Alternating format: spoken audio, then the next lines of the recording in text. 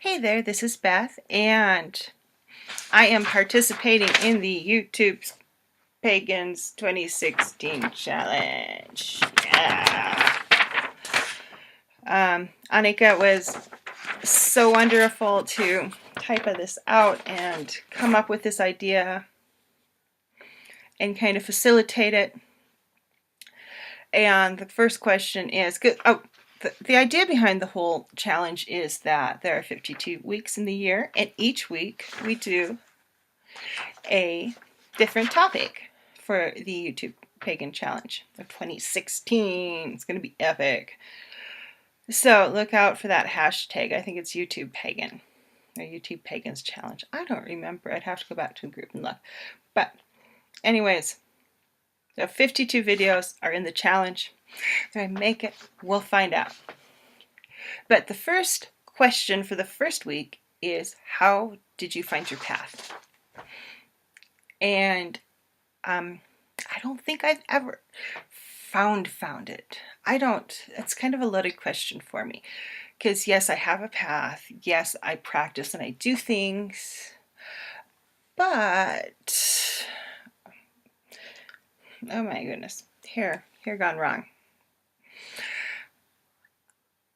But I don't think it's like, oh, I have this path and I'm there forever. And my path's just going to be my path. It changes, it morphs. At one point, I worked very closely and initiated into a coven, which life went crazy and I fell away from and moved up here, and that was fine. And then I put my life on pause. That was my path. Hit pause. And then I said, screw that. Way too late. Had my life on pause way too long, frankly.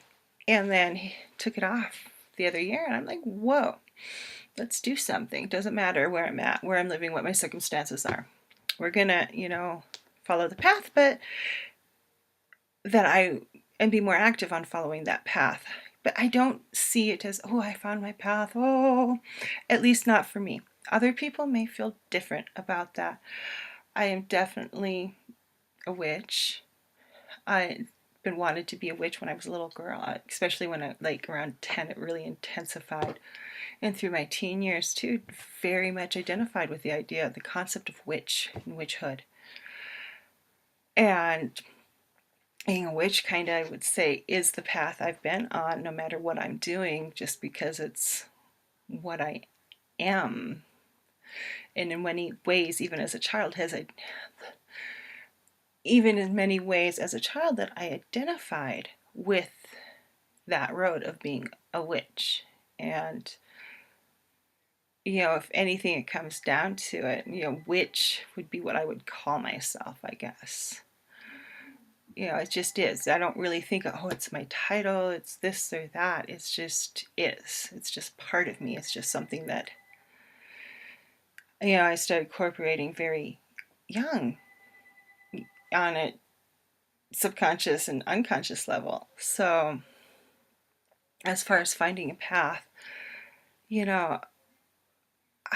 you get limited when you find a path? I don't know. I don't see it as just like, because there's forks, there's different ways to go as I see it, and those are all part of the path. Chaos magic fascinates me, as does ceremonial magic.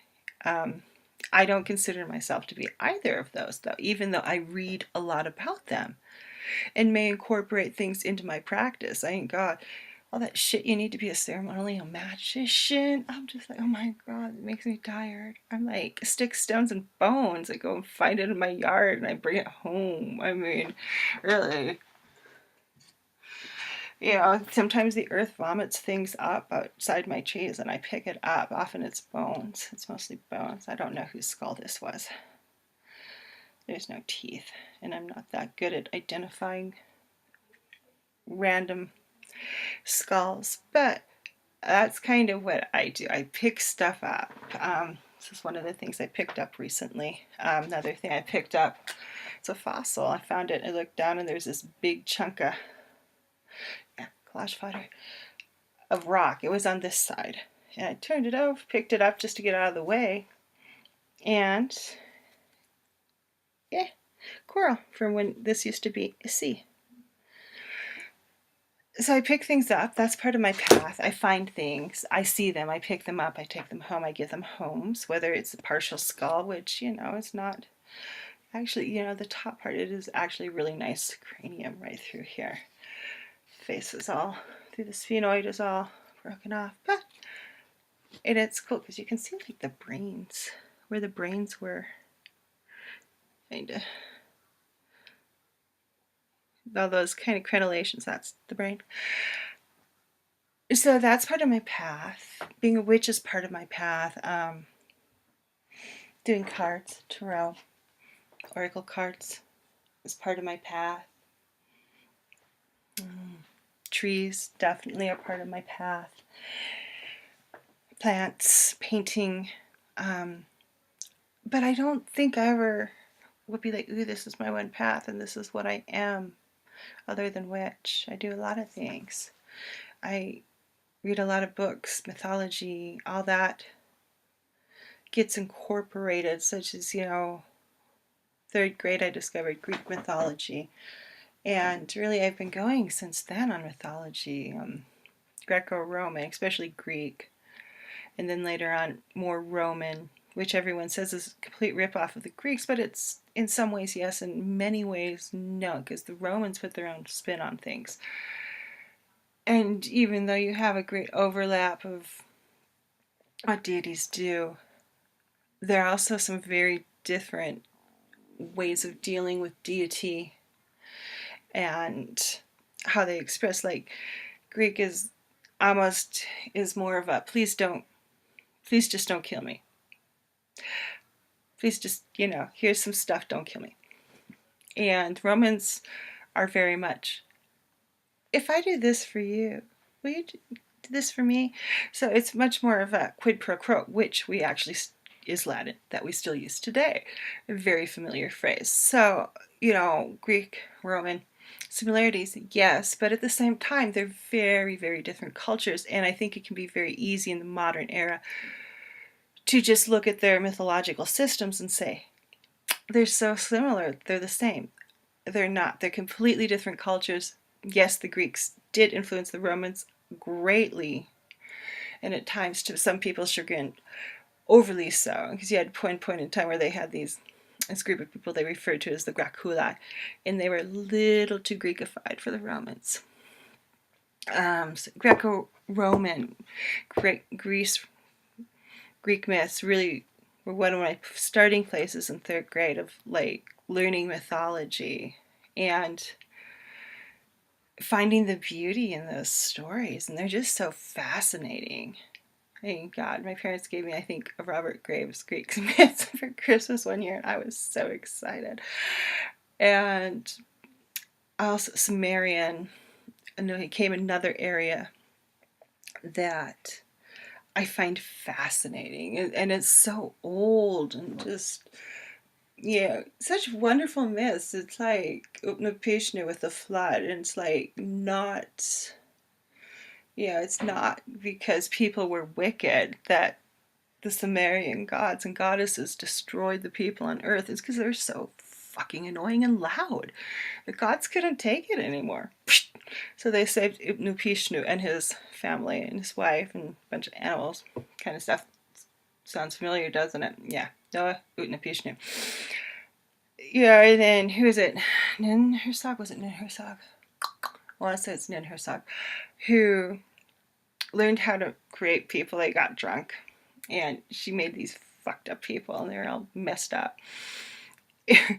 So, you have like these weird creation myths that come out there, and you can see definitely when you start studying the Sumerian and Mesopotamian myths, you can see how influenced, because they're in that same area. They're in the Tigris-Euphrates region, and it's all connected. It's all really quite, it has to go back even farther, because, you're looking at different things within Genesis and stuff like that becomes very influenced by them. So it's like Greco-Roman, Sumeria, also where Lilith was huge. I'd say Persephone out of the Greek myths was like one of the most profound for me as a child. There was something about that story, Persephone, and being taken into the underworld that really moved me. And later on, when I started studying the Sumerian myths of Lilith and how she crosses over from the Sumerian into the Judaic lore, is very interesting too, how she kind of intermingles with both of those. And yeah, just kind of an interesting concept. And later on, moving into Celtic myths, you'll notice there's nothing static about how I'm following this path. I don't know, path always sounds like, yes, I have it and it's linear. And it's been nowhere linear. It's kind of, it's like a scribble. It's like Starhawk's like, it's a spiral. I'm like, no, it's a scribble. Scribble path. And yes, Celtic, and then really just more recently, really starting to get more into Norse myths. But it's like, I'd say probably one of the main consistents, other than which, was the use of tarot and later on oracle decks. I mean, I use the 4 elements a lot. I don't know. I don't consider myself having found my path, my one and ultimate path. It's not there. Does it exist? It's kind of, in those utopian ideals. The path. It's there. I follow it. Yeah. And it just is what it's supposed to be, and it's straight, and it's like going through a forest and you go off the path and see what happens. Or you don't. And then you still see what happens. It doesn't matter. I think too, it's kind of like, find your passion, find this, find that, and finding the path. I don't think there has to be a the path. I think there's just what you're doing and where you're going and what you want to do and what you're interested in, and to really finding a path that feels good and realizing that yes, it's going to morph, it's going to change, it's often going to look like it's a freaking scribble, and that you're going to be enticed by new things and old things, and things will just keep circling. Sometimes things that you're like kind of fall away from will come back. And I see this in painting a lot too. It's like, all of a sudden it's like all ink sprays, and then I'll do something and be like back to making acrylic skins or making these crazy masa things I make for collage, make trees out of. It's very art in many ways can parallel a spiritual path and your life paths. If you see them as divided, I tend to see them very much as intertwined. The spirit walks with the mundane for me. It's just how I think of it at this point in time. But yeah, I'm still finding my path. I'm still walking my path. Maybe I don't even know when I'm dead if I'll have found my path.